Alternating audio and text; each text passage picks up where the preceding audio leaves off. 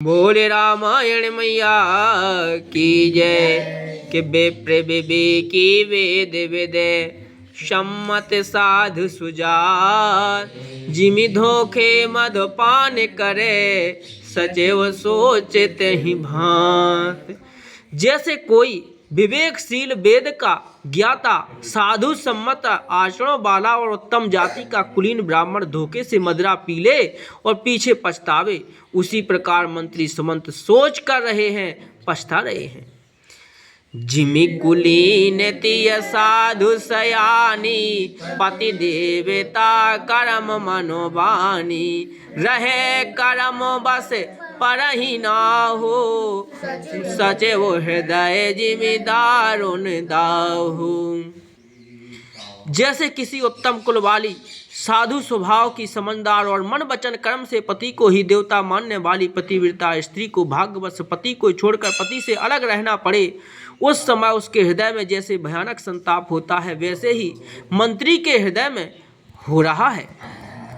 लोचन सजल ढीठ भई थोरी सुनहि न सेवनो बेकले मति भोरी। सुखई अधर लागी मोह लाटे जियो न जाए और अवधि कपाटी।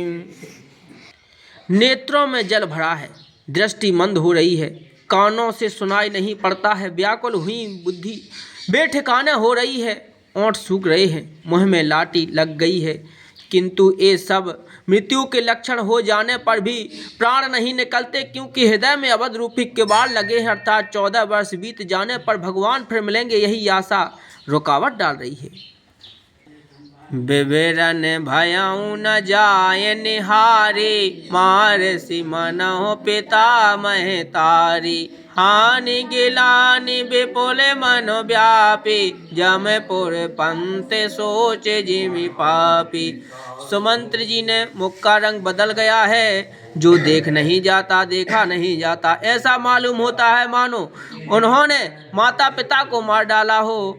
उनके मन में राम वियोग रूपी हानि की मान ग्लानि पीड़ा छा रही है, जैसे कोई पापी मनुष्य को जाता हुए रास्ते में सोच कर रहा हो।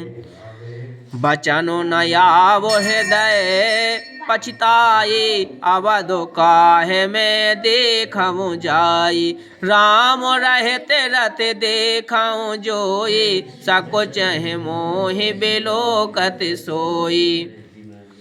मुँह से वचन नहीं निकलते, हृदय में पछताते हैं कि मैं अयोध्या में जाकर क्या देखूंगा। श्री रामचंद्र जी से शून्य रथ को जो भी देखेगा वही मुझे देखने में संकोच करेगा, अर्थात मेरा मुँह नहीं देखना चाहेगा। कि धाये पूछहि मोहि जबे बेकल नगर नर नार। उतरु देव में सबहि तबे हृदय बाजु बैठार। सियावर रामचंद्र की जय।